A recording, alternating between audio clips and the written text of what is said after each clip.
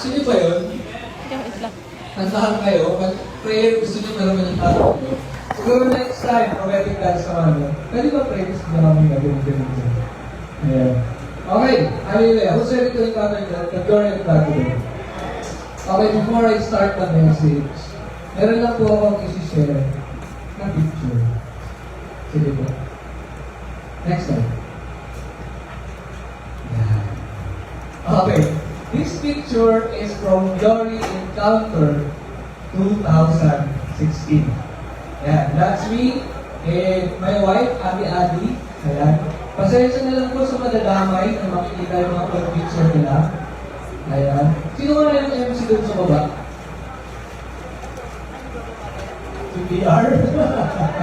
Si PR? Okay, why am I showing this to you? I just want to boast about the goodness of God. Okay? From attendee 2016, now standing in front of you as one of the speakers for Glory Encounter 2026. All glory to God. This is what happens when you encounter the glory of God. Let me quickly share to you 2 Corinthians 3:18. So, all of us who have had that veil removed and can see and reflect the glory of the Lord, and the Lord who is the Spirit makes us more and more like Him as we are changed into His glorious image. Ayan. Palapakan na natin siya. That is good. Okay, so on to the next. Ito lang po talaga yung topic natin for today. Ayan. The Father Heart of God. O sa Tagalog, ang pusong ama ng Diyos. Okay? God has many names, and His names reveals His nature. Now, quick question. Sino ba si God para sa inyo? Ayan. Is He a friend to you, like Moses, diba? Ganyan. Is He a hero to you? Diba? Or probably you're here, pero Ron, Jehovah Jireh talaga sa akin. Kasi every time na talagang sa ito na yung wallet ko, talagang si Lord nagpo-provide sa akin, makakita ko ng $200 sa kung saan man, grabe, dollars pa, diba? Or probably you're here, Kuya Bon, Jehovah ka talaga sa akin kasi meron akong karamdaman. Sabi ng doktor, meron akong tuhong, diabetes, meron akong cancer, diba? Lahat na, pero but the Lord healed me. So, Jehovah ka talaga sa akin. Okay? Or probably, Kuya Bon, ano talaga sa akin? Jehovah Shalom. Every time that I'm worried, He comes to me through peace. Okay? That's good. Nothing wrong with that. If that God's how, kung gano'n yung pinapakita ni Lord sa inyo. This time, we will talk about Him as our Father. Everybody say Father. Our Heavenly Father.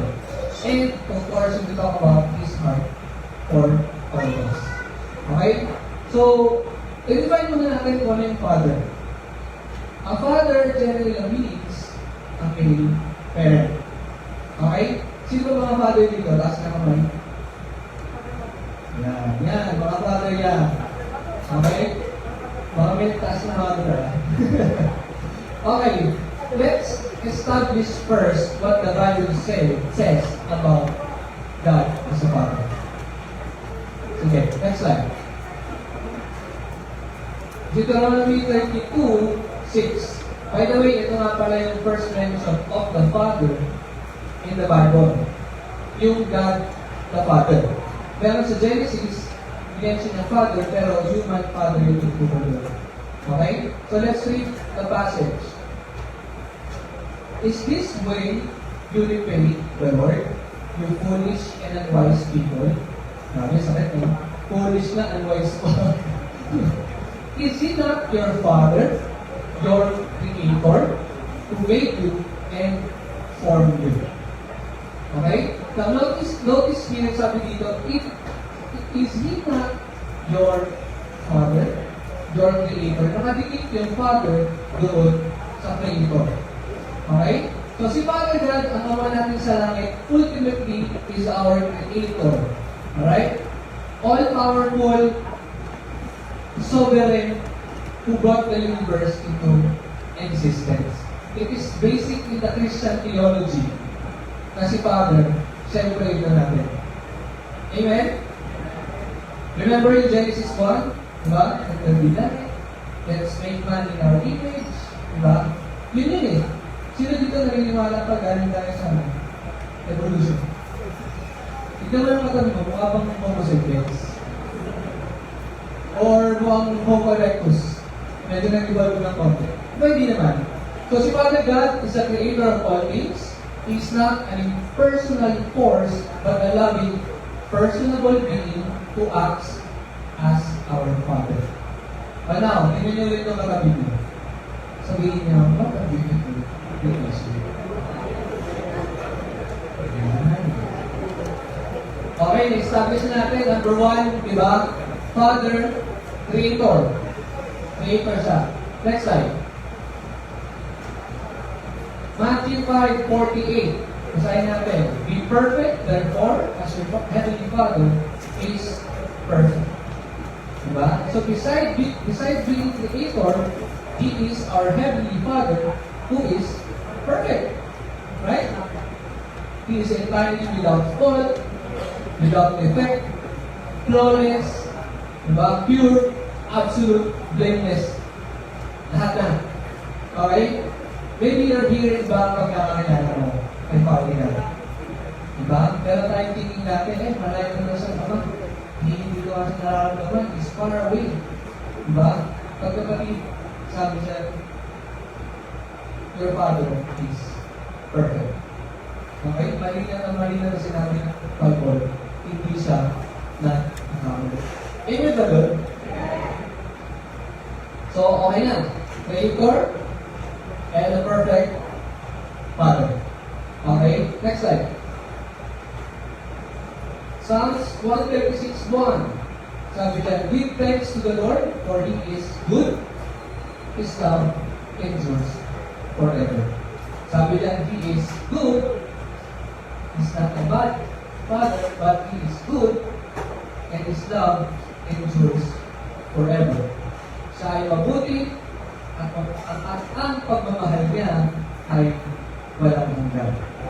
Okay? Tanto na yun. Tanto na yung establish natin, Creator, perfect Father, good, and loving Father. I would say a lot more, pero ito yung mga major things ni Father na. Ngayon naman, pag-uusapan naman natin kung ano yung heart ni Father sa atin. Ako, sa Father, nila Anaya, Raya, gusto ko sa kanila purposeful yung buhay nila. Diba? Fulfilled life. Diba? Answering the call of God. Yun yung gusto ko sa mga anak ko. Okay? Probably sa ibang God, gusto nila success. Diba? Excellence. Pero, iba-iba eh. This time, ang alam natin kung anong sinasabi ng heart ni Lord in general. Okay? Applicable sa ating lahat. Kusari, establish na natin, tignan naman natin yung heart ni Lord. Next slide. Number 1. This is the first one. Next slide. Reconciliation. Everybody say reconciliation. Reconciliation in general meaning is bringing two sides into agreement after a conflict. In the aspect of relationship, reconciliation means repairing a broken relationship. Okay? Si Ate Adi po, pagka meron kaming conflict, di ba? Meron yung pagkaya dyan, hindi yan talaga pagkakita sa mata. Kahit may importante sasabihin niya, nakatitignan sa ibang lugar. Kung ito ay hindi ko mabuksan yun, lalo hindi siya makatitignan. Pero pag tumingin na yan sa mata ko, ibig sabihin, okay na kami. Reconciliation. Okay? Remember in Genesis 3, when Adam and Eve disobeyed and sin entered humanity, that is when we have a broken relationship with God. That's the time that we got set Genesis 3, naalala niyo yung story niyo yun? Kaya ako, pag ako kinuha ng ngayon, after ko siyang harapin, bibigyan ako ng parang, hindi, people sa niya. Ang pangalawang kong gagawin, hahanapin ko si Adam. Kakausapin ko siya. Ano ba kasi nangyari? Nahihirapan ako sa earth. Diba? Ayan, kidding aside. Next slide. Isaiah 59:2. Let's see. It's your sins that have cut you off from God. Because of your sins, He has turned away and will not listen anymore. So yung sin talaga yun. Diba? Not anything else. Yung sin yung nakapakat off sa atin from God, ang nakakalungkot, God turned away. Ano tagalog mo? Tumalikod, lumayo, diba? E nakakalungkot, sabi ka dyan, would not listen anymore. Mga kapatid, this is the first thing in the heart of God. Reconciliation between Him and His children. We mess up after the fall in the garden of Eden. Sino dito aaminin ko yung mess before? All of us. Walang excuse. Okay? But since He is a perfect God, a loving God, He made a way to redeem us. Everybody say, there's a will. Next slide. 2 Corinthians 5:19. Sabi dito, for God was in Christ, reconciling the world to Himself, no longer counting people's sins against them, and He gave us this wonderful message of reconciliation. Diba? Ang sweet. Sabi dito, reconciling the world to Himself. Meaning, di ba, anong definition natin ng reconciliation kanina? Repairing the broken relationship. So, siya yung gumawa ng way para ma-repair the broken relationship. Diba? From turning away kanina, nag-turn away siya and would not listen anymore to no longer counting people's sin against him. Redeem and justify. Amen ba? Dito na, pangalan natin sila. How? How are we being redeemed and justified? Yung last sentence po dyan. Through the wonderful message of reconciliation, which is the gospel. The good news, ang magandang balita ng Diyos. John 3:16, alam natin yan, diba? For God so loved the world that He gave His one and only Son to us. John 14:6, I'm the way, the truth, and the life. No one comes to the Father except through me. So nakikita niyo na ba yung pagkaama ng Father God sa atin? Amen? Now ultimately, yun yung heart ni Father God sa atin. Reconciliation. Yun. Gumawa siya ng paraan para ma-reconcile yung tao sa kanya through the salvation in Jesus Christ. Ano ba yung isang type of reconciliation? The second type is probably you're here and you turn away from God. Stay ka, look for ka, lumayo ka for a certain period of time kay God. This is one of the reconciliation that God always wants for us. Gusto niya natin reconcile tayo sa Kanya. And good news, God is always ready. Diba? Ready siya to be reconciled sa atin. Balik lang tayo, mga kapatid. Always go back.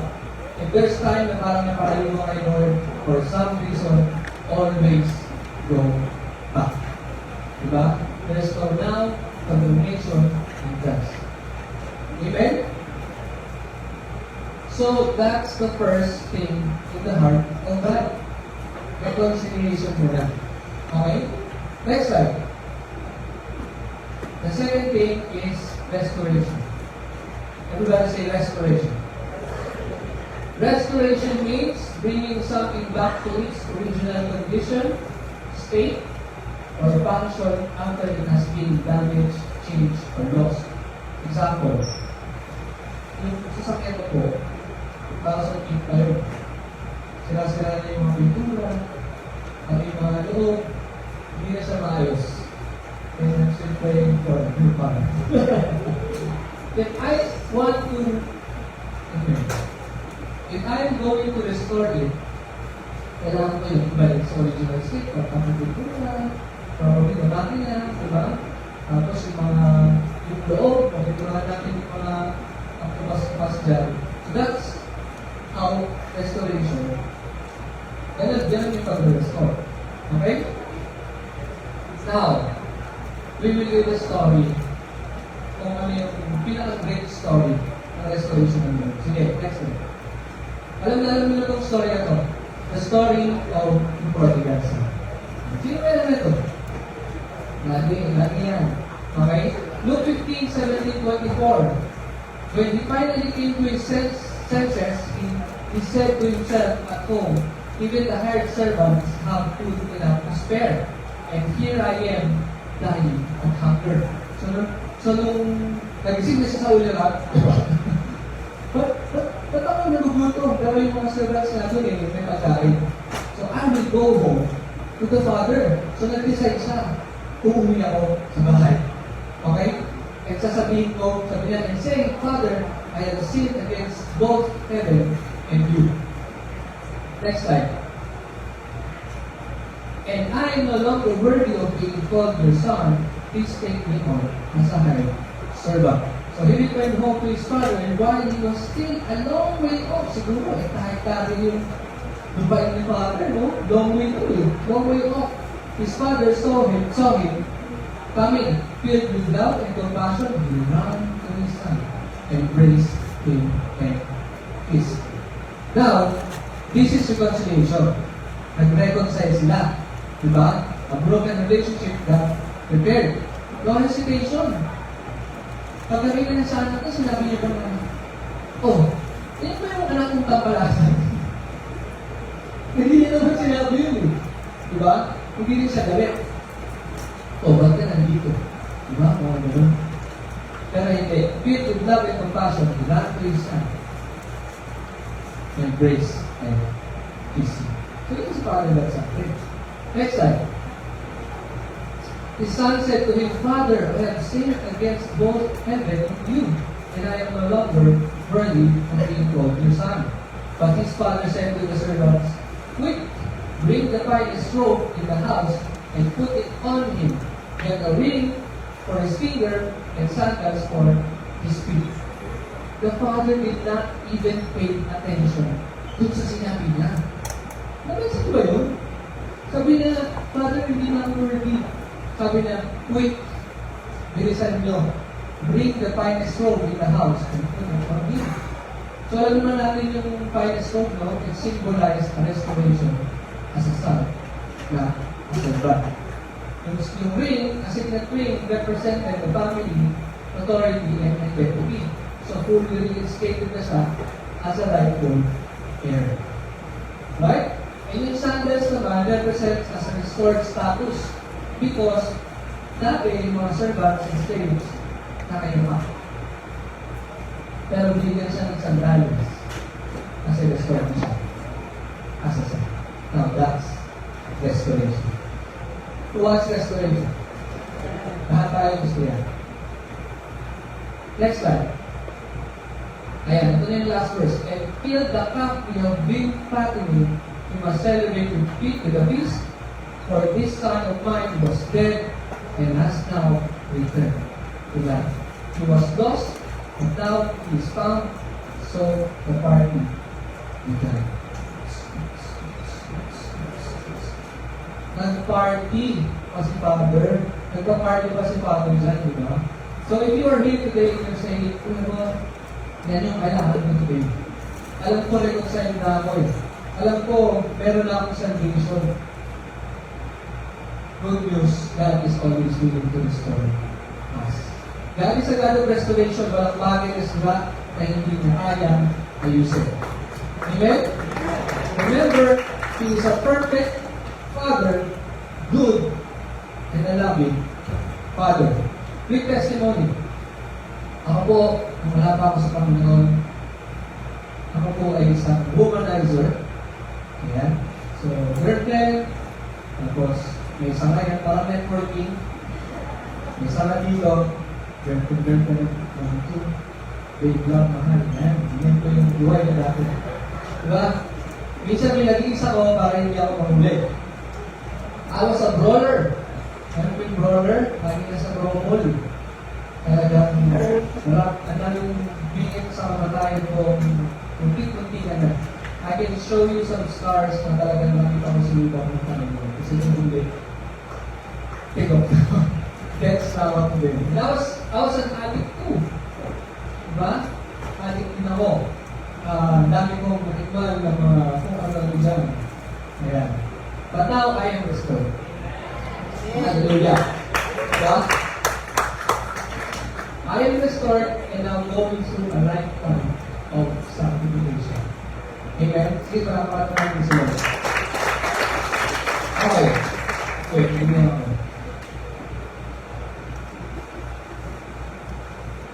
Next slide. Now, another restoration of the Lord is this. Yan. Check yung neighbor. Yan. Sometimes, ang definition natin ng Father is based on sa mga experiences natin sa mga earthly fathers natin. We end up seeing our Heavenly Father through the picture of our earthly Father. Magkaiba po yan. Magkaiba. These lies prevented us from knowing what kind of Father God really is. For believing a terrible lie. Okay? So, testimony ulit. Ako po, I was an abandoned child. Okay? 3-month-old pa lang ako, iniwan ko kami ng tatay ko. And nakita ko lang sa probably 12-13 years old na fatherless, orphan. Diba? Bakit po ako na walang ama, kaya until now, yung pagiging ama ko, I'm still questioning it. Wala naman ako naging sample eh. Wala akong nakita ng gano'n. So, paano ako magiging mabuhay na ba? Diba? Dati galit na galit ako sa tatay ko. Kasi ako, nung ako yung nagkaanak, pinanindigan ko yung pagiging tatay ko. Nagkaanak ko yung may panganay ko ako for those na alam. 20 years old na siya. Dito sa mga niya. And 21 years old pa lang ako nun. Nakagraduate ko na. Tapos nagtrabaho ako para sa sustainable years. Ano ko. But then again, now, iba na ako. Siguro, kaya ganyan yung tatay, mayroong reasons eh. Diba? Una, hindi siya fully surrendered to the Lord. Paano siya mag-demise na ba? So, ako po yung perfect example nito. Ganyan mamili ni Lord. Yung speaker, my father, using, diba? Hindi na nabuti si Lord. Okay, tignan natin. Let's check this list out. Ayan. Human father, imperfect. Please. Pag may nagsabing perfect father sa papalihan sa akin dito sa tayo. Okay. God our Father, perfect. Pinag-usapan niya kanina. Human father, limited in ability. Of course. Diba? God our Father, all-powerful. Omnipotent. Right? Next. May fail or make mistakes. Of course. Diba? God our Father never fails. Right? Human Father, limited in knowledge. God our Father, all-knowing, omniscient. Diba? Human Father can be absent. Kaya na lang, fully absent. Diba? God our Father, always present. Right? Human Father, love can be inconsistent. God our Father, love is unconditional. Diba? Human Father provides within limits. God our Father provides all needs. Diba? Human Father teaches based on experience. Yeah. Diba? God our Father teaches with perfect wisdom. Human Father temporary. God our Father eternal. Right? So, mga kapatid, if you are here, kung ikaw ay anak, don't think highly of your Father. Meron niya mga pagkakamali, meron niya mga mistakes, may limitations niya. Okay? Now, kung ikaw naman ay ama, don't think highly of yourself. Magpakaanak ka sa Panginoon. Amen? That's how you can get yung magandang fatherhood kung nagpapaanak ka muna. Hallelujah. Papalam natin sila. Now, we already got two, reconciliation and restoration. Reconcile, repaired a broken relationship, and restore. Bring it back to the original state. Lastly, next slide. Yan. Woo! Retention. Ano lang say retention? Retention means the ability to keep or hold.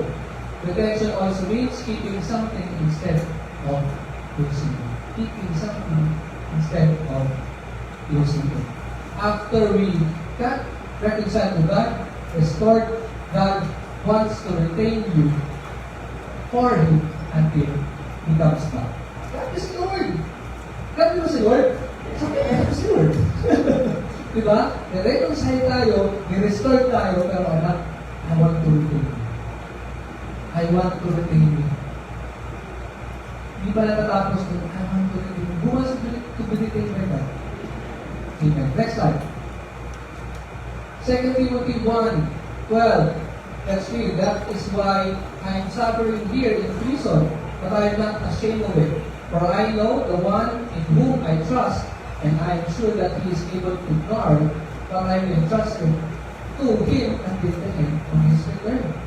The keyword here is the one whom I trust, which is God, and able to guard. And the word able to guard, that's retain. Okay?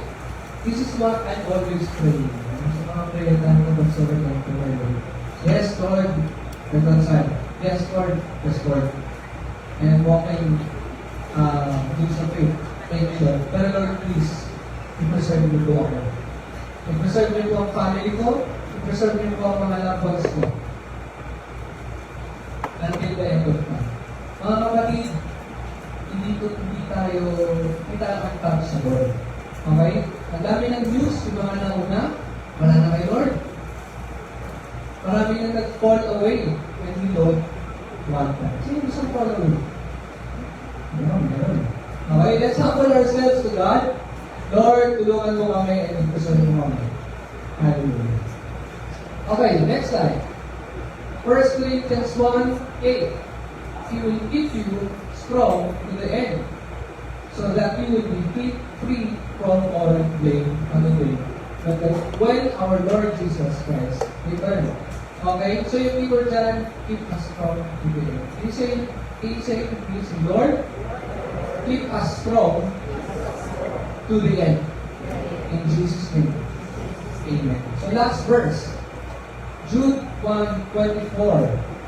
Now all glory to God who is able to keep you from falling away, and will bring you with great joy into His glorious presence without a single fault. Mga kapatid, God is able. Of course. Diba? Nagawa niya na paraan yung pag-reconcile, pag-restore, took it with kaya. Diba? Imagine this. Why would God, the Father, wants to keep us kung alam niya naman na wala kang tendency to fall away? Right? Alam niya, may tendencies tayo eh. Matthew 24:10-11. Alam naman natin ito. And then many will fall away and will betray one another and hate one another. And many false prophets will arise and lead many astray. Right? So if you're grateful na gusto ko everything the Lord, say, thank you. Say, thank you, Lord. Hallelujah. Alright. And this is our last one. Yeah. Mabilis na tayo. Okay. Sige. Summarize na natin. The Father heart of God. Una, reconciliation. You are brought back to God. Relationship is repaired. Ayos na. Diba? Next is restoration. Your life is healed and transformed. What was lost is built and renewed. Hallelujah. And lastly, retention. You remain and continue in that relationship. And that's preservation. Okay? Sige po, tayo mo tayo lahat.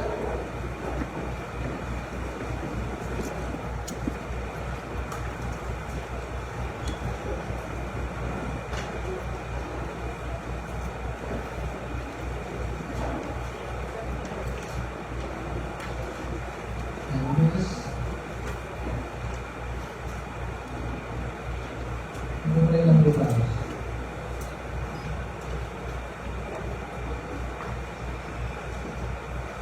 Ayan.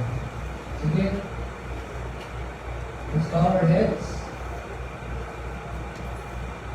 And if you are here, you think you need to be reconciled with God, lapit po kayo. Lapit po kayo kay God. Okay? If you think kailangan ng reconciliation, okay, lapit po tayo sa Panginoon. No condemnation. In your own words, sabihin niyo, Lord, I need reconciliation with you.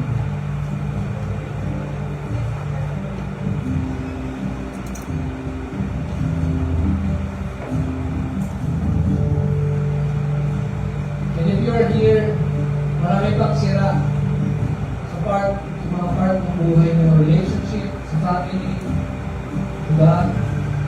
Broken finances, kailangan i-restore, in debt, your health.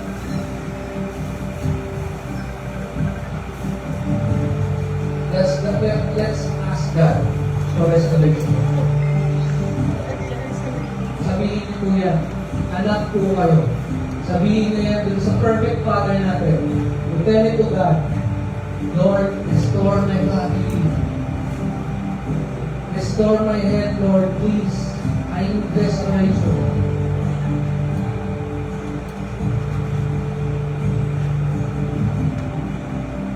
God is always just there for us.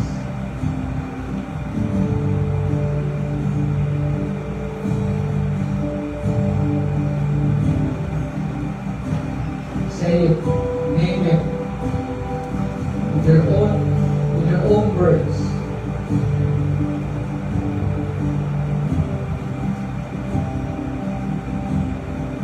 Kung ito nilagay nyo sa isip nila, Panginoon, kung ano pa yung mga kailangan i-restore in Jesus' mighty name. And I declare restoration in Jesus' mighty name, the power to restore. I speak it right now. Sa character, I declare restoration. Sa health, I declare restoration. Sa finances, I declare restoration. Sa relationship, sa friends man, marriage, I declare restoration. In Jesus' mighty name. Thank you, Lord. And now, taas naman natin yung dalawang kamay natin just like this. We will ask for the preserving power of God to contain us. Okay?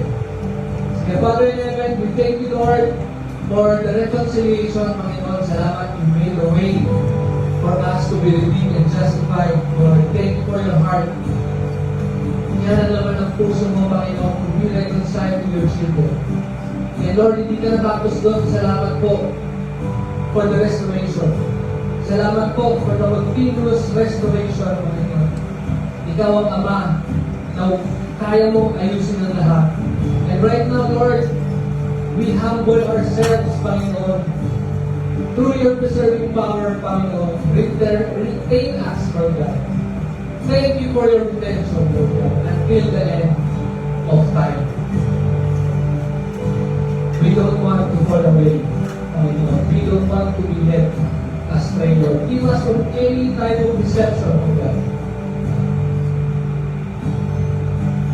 Thank you, Lord. Lord, you're glorious.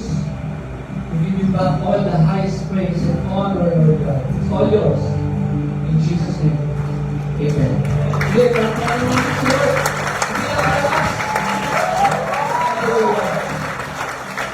Hallelujah. Yes, makakakulit tayo.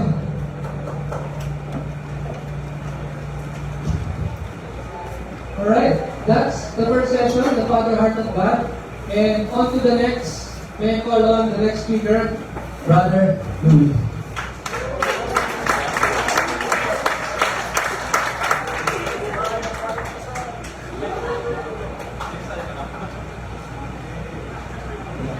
Brother Juan.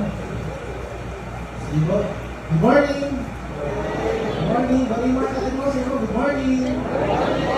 Busog pa tayo? Busog pa? Sige, ganun na namin dito yun, no? The Father, Heart of God.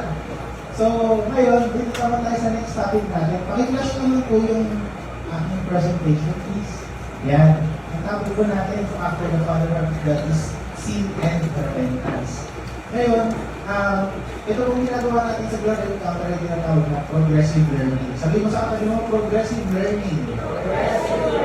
Ano ibig sabihin yan? Ibig sabihin po, yung topic na natapos related dun sa susunod. Okay?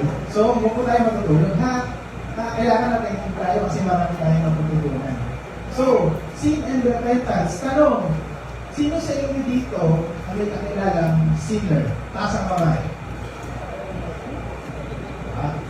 Sino? Sige nga, turo mo nga. Hindi, joke lang ako tuturo. Siyempre, alam na natin lahat tayo nagkasala, di ba? So, sa topic natin na to, about sin and repentance, meron na yung pag-aaral, yung example from the Bible, pero ano ba yung naging implication ng sin na to? Tsaka, mind you, yung example natin, isang kilalang personality sa Bible. Kayo, may mga kilala ba kayong tao sa buhay nyo, naging katungkulan, kilala ang pangalan, pero alam nyo rin na may kasalanan ginawa o may hindi na tinatago. Siyempre, hindi naman tayo perfect, di ba? Pero ito, ang kwento natin tungkol kay King David. Sino na nakakilala King David? Kilala niyo siya? Alam niyo ba kung ano yung pinakamalaking pagkakamali niya na tumatak sa isipan ng mga tao? Diba? So, mag-aaralan natin. Sige. Basahin po natin sa 2 Samuel chapter 11 verse 1 to 17. Basahin ko na lang po para mabilis, no? So, in the spring, at the time when kings go off to war, David sent Joab out with the king's men and the whole Israelite army. They destroyed the Ammonites and besieged Rabbah. But David remained in Jerusalem. One evening, David got up from his bed and walked around on the roof of the palace. From the roof, he saw a woman bathing. The woman was very beautiful, and David sent someone to find out about her. The man said, "She is Bathsheba, the daughter of Eliam, and the wife of Uriah the Hittite."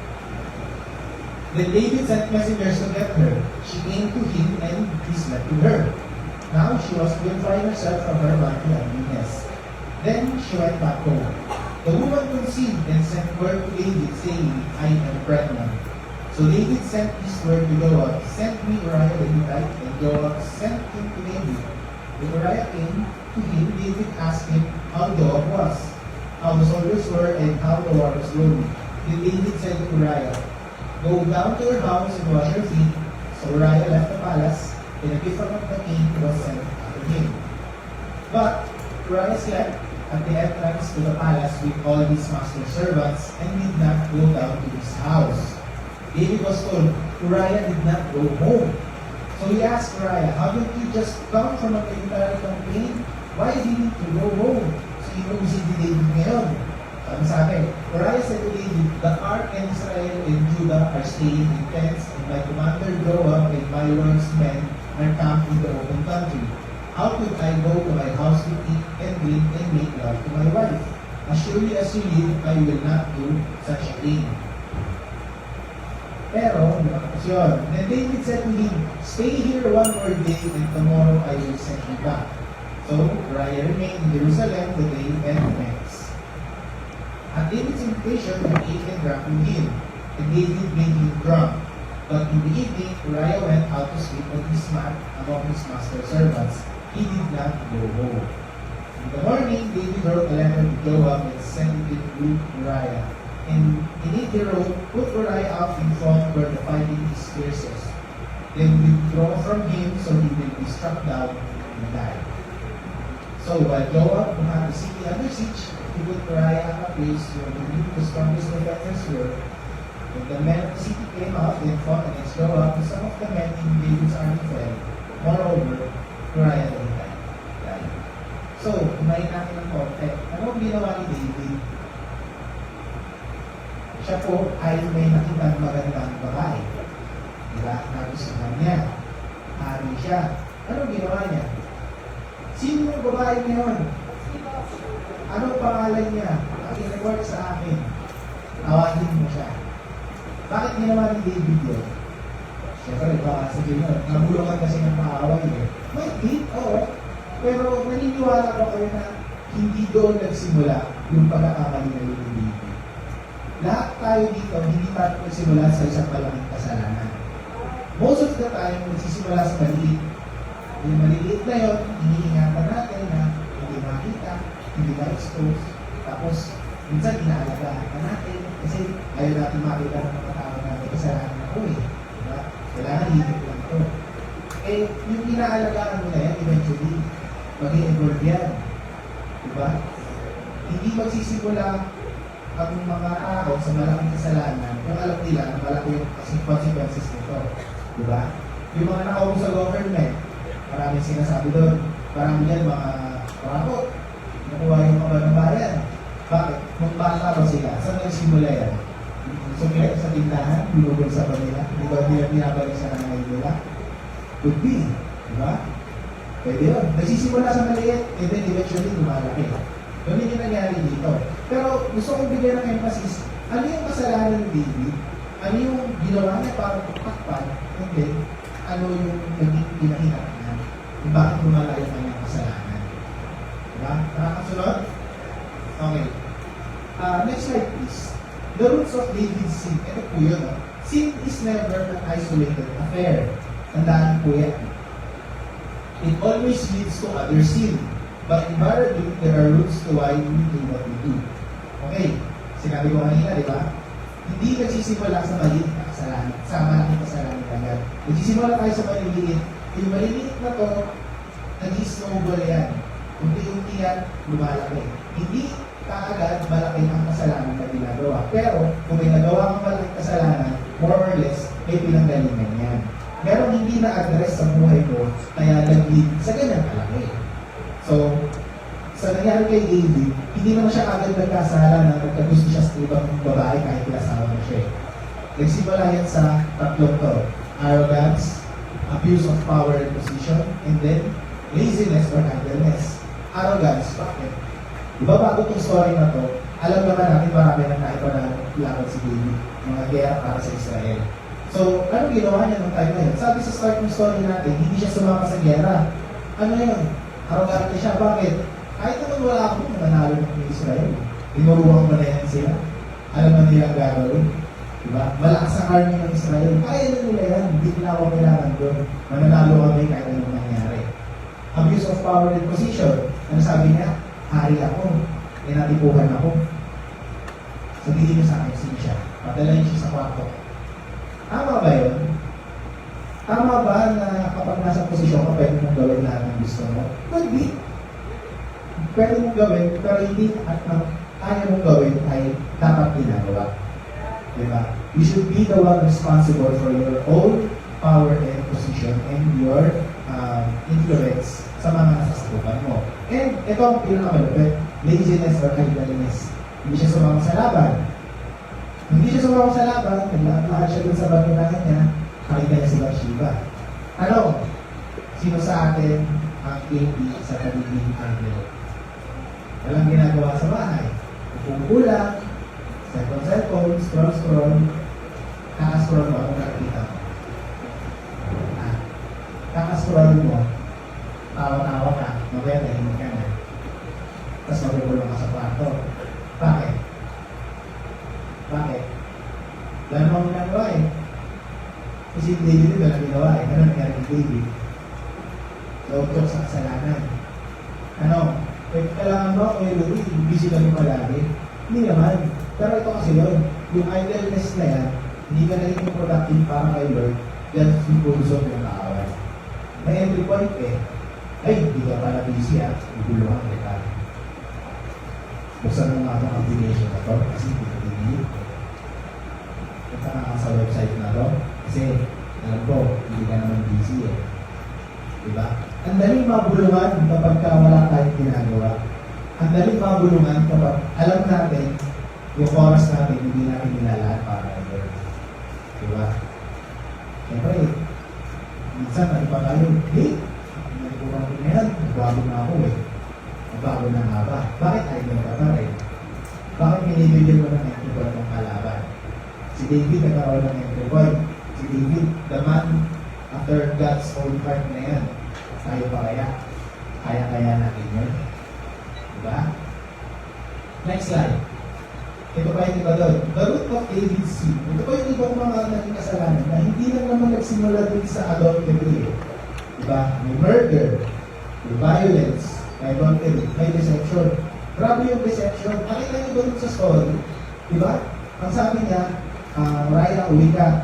Tapos, dahil umuwi ka muna sa bahay niyo, tapos spend time with your wife. Bakit?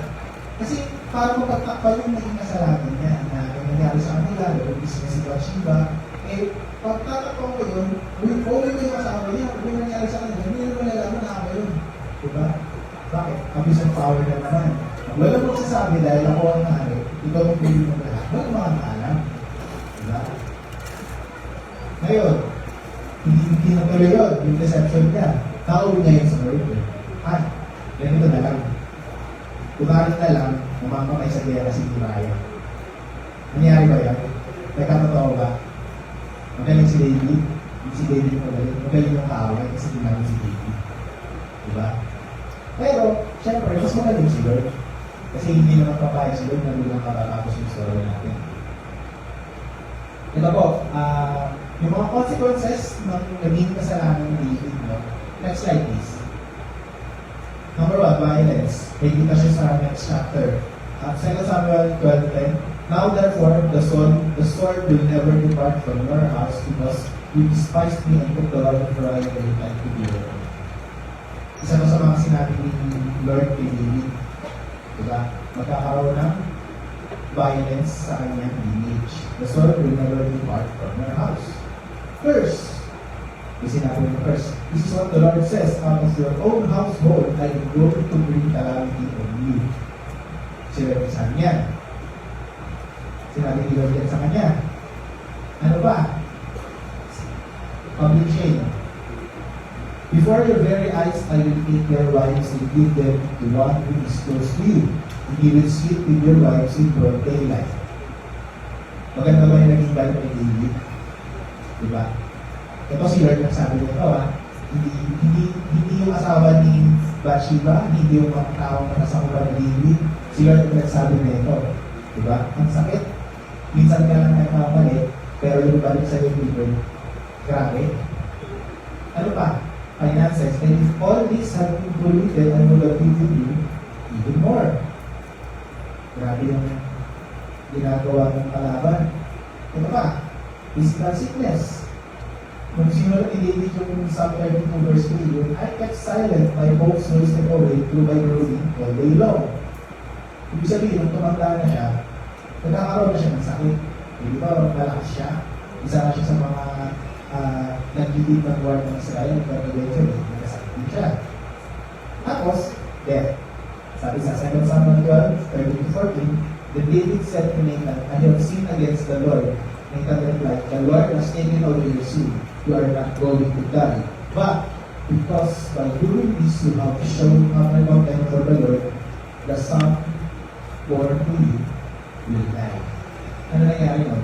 Nakunan si Bathsheba.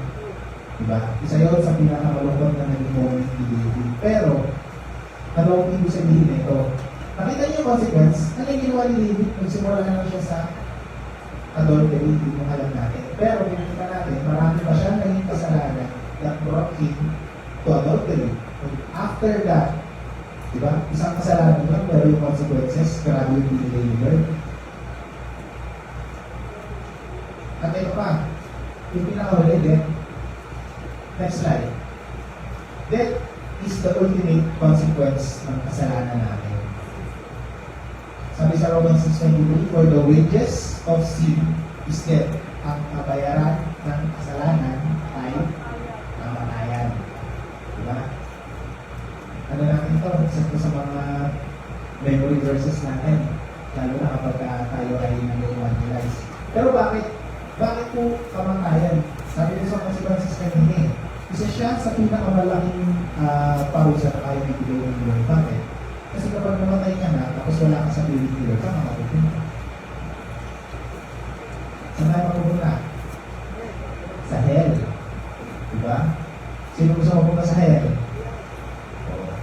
Kaya natin pinag-aaralan ito. Para maging aware tayo. Ano ba ang kasalanan? So, Everyone has sinned. Very clear ang Bible dito. Nandiyan po lahat ng mga verses natin. Nakalagay din siya dyan sa handouts, no? Basahin nyo na lang, no?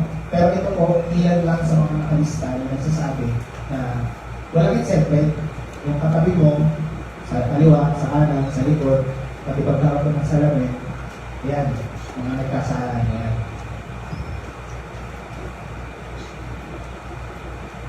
So, ang tanong, ano ba ang kasalanan?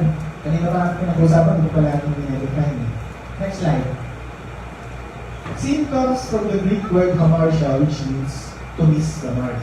Sa Bible school, meron tayong topic na kung palagin ay hamartiology. Diba? The doctrine of sin. Doon po nanggaling yung word na yun. Hamartia means sin, to miss the mark. Bakit to miss the mark? Nakikita niyo yung picture. May isang tumungkot doon sa bullseye, diba? Pero maraming nag-miss. Every time na nagkakasama tayo, yan yung picture niya. Nami-miss natin yung mark. Ano ba yung mark? Ano ba yung goal? The goal is to please God. Diba? To obey Him and His commandments. Pero, every time na hindi natin nagagawa, ayan nga yung mga fallen hours natin. Nami-miss natin yung mark. Diba? Bakit natin nami-miss yung mark? Kasi nagbigay naman ng goal si Lord, pero hindi tayo sumusunod. Diba? Ganun lang kasimple. Nagkasala ka, bakit? Kasi I failed to hit the target. I missed the mark. Miss yung mark. Next slide. What is sin? A condition in which we have declared ourselves to be master of our own lives, elevating our own will and desire as being greater than God's. Diba? Inuuna ang sarili bago ang kagustuhan ng Panginoon. When man acts in rebellion, choosing to violate known requisites or standards. Nagbigay ng standard si Lord para tayo mabubuhay. Pero hindi natin sinunod. Again, we miss the mark. Dahil hindi mo sinunod kung ano sinabi ng Lord sa'yo. Falling short of a standard, a lapse, a slip, and a blunder. Failure to hit the mark. Yan yun. Hamar siya. Like an arrow missing the bullseye. Inward badness, a disposition that falls short of what is good. Bakit? Meron naman tayong conscience. Alam natin sa sarili natin what is right and what is wrong. Diba? Choosing to do what is wrong is a sin. Bakit? Kasi tinuro ni Lord what is right. Diba? How can you differentiate right from wrong? Read the Bible. Nandun yung instruction. Ngayon, nabasa mo na, hindi mo pa rin sinunod. That is sin. Okay? Yung next slide natin, kaya naman yung mga definition ng sin sa dictionary. Basahin mo na lang, marami yan. Alam ko nakalista na siya sa handouts nyo. So, meron, to be rebellious. To refuse to serve God. Grabe pagkakasala ko na ito, hindi ako mag-serve kay Lord. Oo naman, alam mo tinawag ka. Alam mo na tinawag ka, pero tinatakbuhan mo si Lord.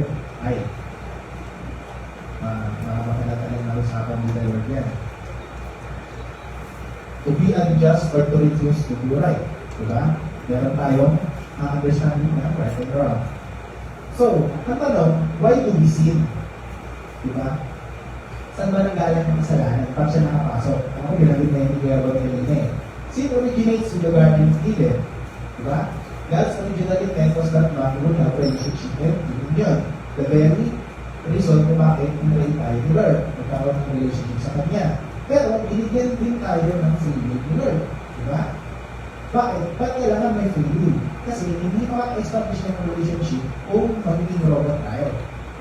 Kung ginawa tayo ni Lord, tapos ang gusto niya mag-establish ng relationship sa atin, pero hindi natin tayo sumuhay sa Kanya, wala tayong kakayahan gumawa ng sarili natin yung desisyon, eh, ano lang tayo? Robot lang tayo. Diba? Sino dito nakakaalam na meron ang invention na may free will? Kaya gawang gawin mo? Diba hindi? Ang limitations ng tao, kaya natin gumawa ng creation, pero we design these things for one purpose. Diba? Ganun din yung ginawa ni Lord sa atin. May purpose si Lord. Pero in addition, binigyan niya ng free will. Kaso, dahil sa free will na yun, nagkaroon ng deception. Deception brought by the serpent. Bakit? nung inarap nung serpent si Eve, natikman ko to. So, nagustuhan mo. Tapos si Eve, inarap niya si Adam. Oh, nagustuhan mo rin. Diba? Bakit? Bakit pwedeng sumuway? Kasi gusto ni Lord yung relationship natin sa kanya. Genuine. Diba? Kung hindi ka naman pwede pa sumuway kay Lord, ba't pa tayo may free will? Diba? Wala na pa yun. Kasi ginawa tayo ni Lord, tapos puro yes lang tayo, bawal pa lang no. Diba? Pero bakit? Kasi pag may free will ka, yung yes mo kay Lord, malaki ang meaning mo. Diba? Bakit? Kasi nga, you can always say no, pero nag-yes ka. Ibig sabihin mo, may bedding mo kung galing sa'yo. Hindi dahil sinabi lang ni Lord na, mag-yes ka na, kasi sinabi ko naman, hindi. Binibigyan tayo ng Lord ng options palagi. Romans 5:12, just as sin entered the world through one man, and death through sin. In this way, death came to all men. Ano sabi kanina? Death is the only consequence. Ito yun. Dito, nagkaroon ng kamatayan after nagkasala. Hindi agad ng Diyos. Bakit? Siguro kung hindi sila nagkasala, hindi naman siguro mag-introduce ng death sa mundo. Diba? Sabi sa verse, just as sin entered the world through one man, and death through sin. Okay? Nakasunod pa? So, ano ang consequences na ito? Broken relationship. Ito yun. Naseparate tayo ngayon. Naseparate si Adam kay Lord. And even yung mga anak ni Adam, naseparate. Nagkaroon ng death, nagkaroon ng curse. Ano yung curse na yan? Sinabi yan si Genesis. Bakit? Masakit mga anak. Binigay yan ni Lord. Isa yan sa mga curse na binigay ng Lord. As a consequence, nung disobedience ni Adam sa Eve. Pero syempre, death. Tuloy pa rin yan. Now, all men are born into sin with a sinful nature, born into Adam. We have become slave to sin's control with sin's master, the adversary, Satan. Ngayon, dahil nakapasok na yung kasalanan kay Adam, lahat ng mga lalabas mula kay Adam, nakasala na. Diba? Meron tayong free will, but we are also born into a sinful nature dahil sa ginawa ni Adam. Bakit? Kanina ba tayo magmamana? Diba sa magulang natin? Yung magulang natin nagkasala, lahat tayo magiging sa magkasala. Okay? And every sin has a consequence. Sin is never a private affair. Diba? Sabi kanina, it is never an isolated affair. Connect yan. Isang-isang na yan. Hindi pwedeng isa lang. So, sabi doon, sin separates and affects all relationships. God, to man, man, to another man, and even man to himself. Ay, pwede pala yun. Pag nagkasala, nagkakaroon ng separation sa sarili. Totoo yun. Pag meron kang kasalanan, ayaw mo maging open sa ibang tao. Kapag guilty ka sa ginawa mo, ayaw mo silang tinatanggalit mo sa mata. Diba? Kung dahil sa kasalanan na hiwalay tayo kay Lord, dahil sa kasalanan, kaya nasisira yung relationships natin sa mga friends natin, sa relatives natin. Diba? May pag-aaway. Tapos ibig sa sarili mo, pwede yun. Big sin comes from living beginnings. Ito po yun. Kaya kailangan ba din natin mag-ulit ang kasalanan na yan. And kung pa yung ibang mga consequences ng sin. Diba? Basahin mo na lang, marami yan. So, pero yung dami naman yan. Dami tayo mga kasalanan, dami naman sinaming consequences, dami naman namin mga pausan na nakahabang sa amin. Bakit natin binibigyan ng emphasis kung ano yung mga pausan na yan? Kasi God cares about us. Why does God care about my sin? Bakit nga ba? Every sin is against the Lord. Sabi sa Psalms 51 verse 24, wash away all my iniquity and cleanse me from my sin. For I know my transgressions, and my sin is always before me. Against you, you only have I sinned and done what is evil in your sight. So you are right in your verdict and justify when you judge. Totoo yun. Every sin is against the Lord.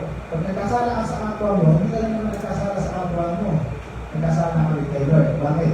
Ano ang commandment ni Lord? Love your neighbor as yourself. Diba?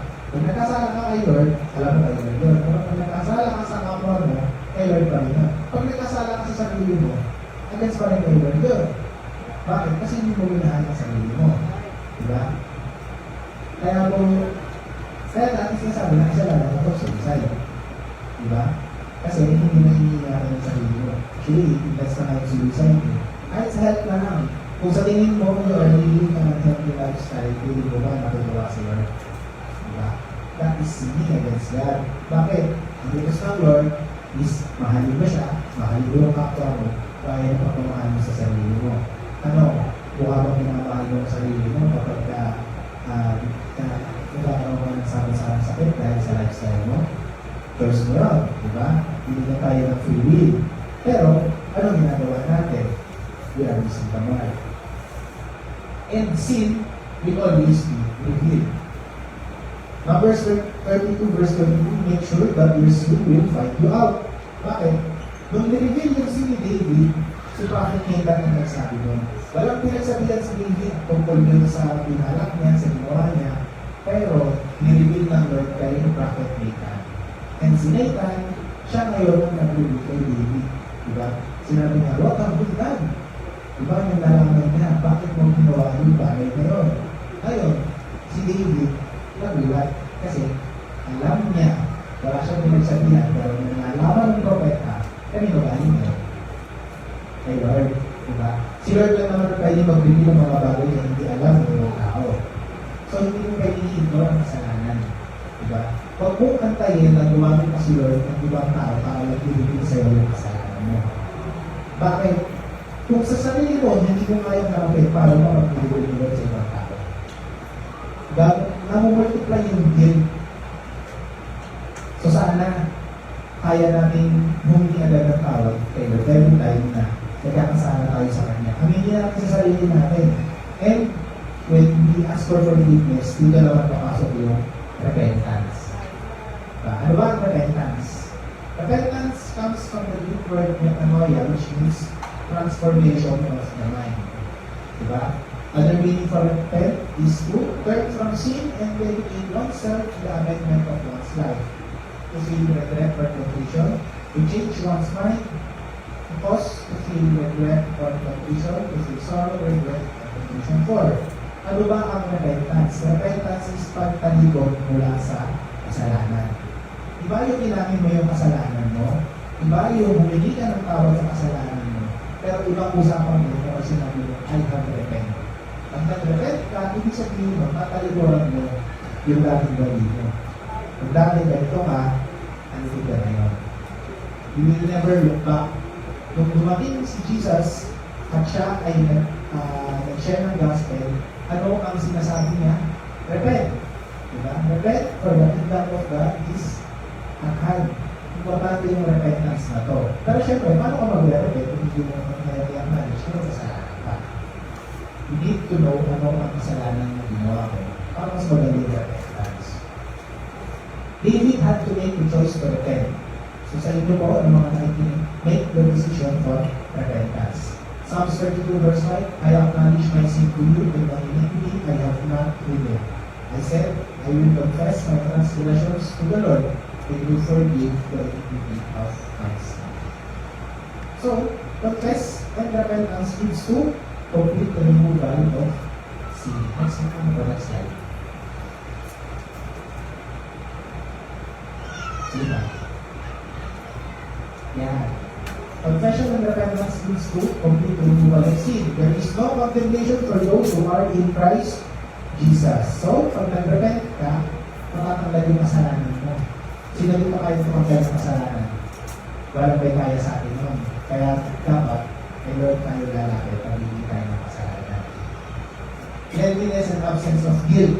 Blessed is he whose transgression is forgiven, whose sin is covered. Blessed is the man to whom the Lord does not impute iniquity, and in whose spirit there is no deceit. Ngayon, bakit kailangan natin mag-repent? Alam natin yung Father Heart ni Jesus, di ba? The Father Heart of God. Pero kailangan din natin ng sin of repentance. Kasi, the moment you acknowledge na tayo ay nagkasala, and the moment you have decided na mag-repent at tumalikod sa all ways natin, mas madaling lumapit na yun. Diba? Ano yung ginawa kanina ng prodigal son, diba? Sinabi niya yung kasalanan niya na bumalik siya sa bahay ng tatay niya. Hindi naman siya bumalik lang yung tayo, nandito na ako. balik na ako sa'yo. Hindi, di ba? Sabi niya, I have sinned against you. Tapos babalik ako sa'yo, hindi sa'yo na lang ako. Bakit? Repent na siya. Sana kaya rin. Makakabalik tayo sa arms ng loving family natin if we have acknowledged that we have sinned and we chose and decided to repent. Sige po, kayo tayong lahat. Ito po ang gagawin natin. May request ko, the praise team. Meron dyan sa handouts nyo, dun sa part ng single repentance. Yan, kayo sila. Pero, kahit hindi mo na lang isulat, okay lang naman. Ito ang gagawin natin. Sundan nyo po yung nakalagay dyan, no? Apat na bagay lang. Acknowledge and confess each sin. Aminin nyo po sa mga sarili nyo. Aminin nyo kay Lord na kailangan nyo tulong kay Lord. Sabihin nyo yung mga alam nyo known sins na ginawa nyo. And even so, ask mo si Lord, i-review ni Lord, ano pa yung mga kasalanan mo, Lord, na hindi ako nila. Pag may nireview si Lord, is ano, huwag mong hayaan na magpak yung bago ng hindi nasusulat. And then, you choose to repent. Change your mind about your sin. Hindi lang yung basta sorry. Your sorry can only go to such lengths. Pero saan ba makikita ang repentance? Kapag nagbago yung lifestyle natin. The moment we chose to repent, ibig sabihin mo, iniiwan na natin yung old self natin. Pinapalikuran natin yung lumang tayo. Yung pag-aamali na dati natin ginagawa, kakayawan na natin. And ask Jesus to forgive you. Be specific, sabihin mo, Lord, I ask you to forgive me for mga listahan ng mga kasalanan na ginagawa niya. Hihingi natin ang tawag ni Lord.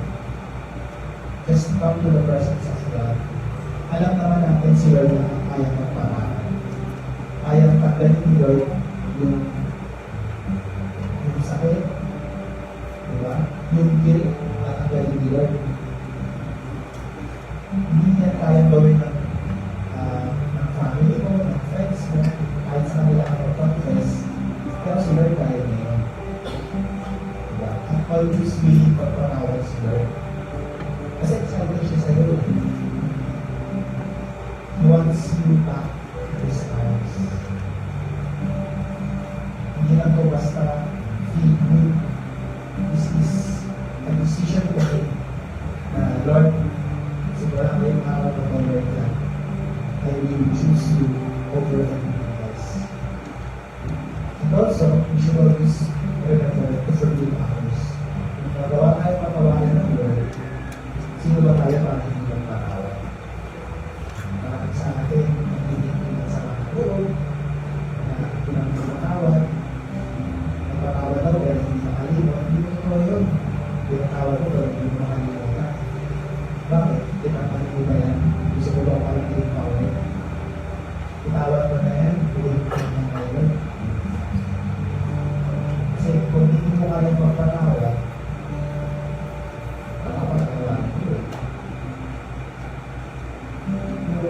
sabihin natin na forgiveness yung mga sins natin. Alam natin hindi tayo worthy sa salvation, pero pinili pa rin ni Lord. Kaya release mo yung forgiveness mo. Because as you are repentant about the sins that you have committed, bigyan mo rin ng freedom yung mga sins mo. But let's remember, you can always turn to God whenever things go wrong. Whenever you have committed something na unsightly, ungodly. Lord, we are perfect, Lord. But Lord, we strive to be perfect just as you are perfect. Hindi enough yung pwede na. Hindi sapat yung okay na ako, pwede na ako yun. We will strive better. Bakit? Kasi the Lord deserves better. Yes, we are sinful, but God is gracious. Sa kabila ng pagiging sinful natin, kaya hanggang na tayo ng paulit-ulit. So take this moment to repent your sins. At iyak mo kay Lord, tulog mo sa Kanya,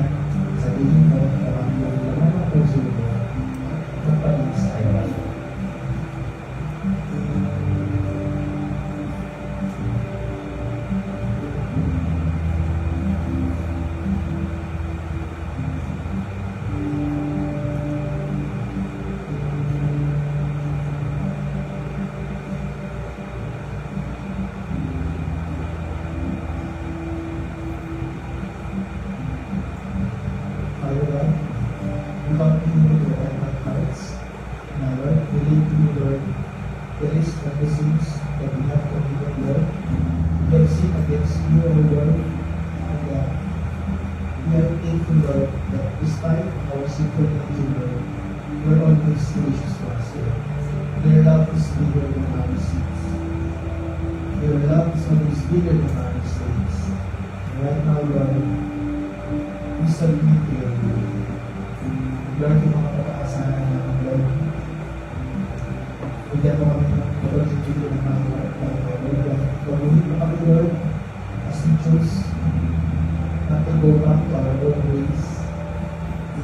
Lord, pinangahawakan namin, Lord, yung relationship ka na sa English, Lord. Pinakayawan namin ang kasalanan, Lord, because you want to maintain this relationship na pinaghirapan mo para makaulit kami at makaulit kami.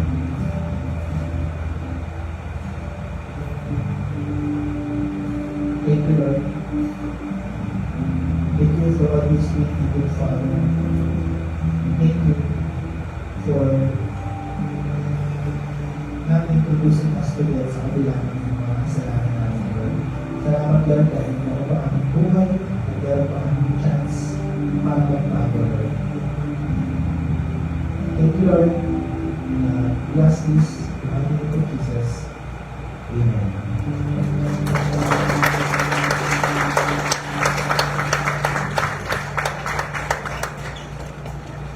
Ayan, thank you so much, Lord.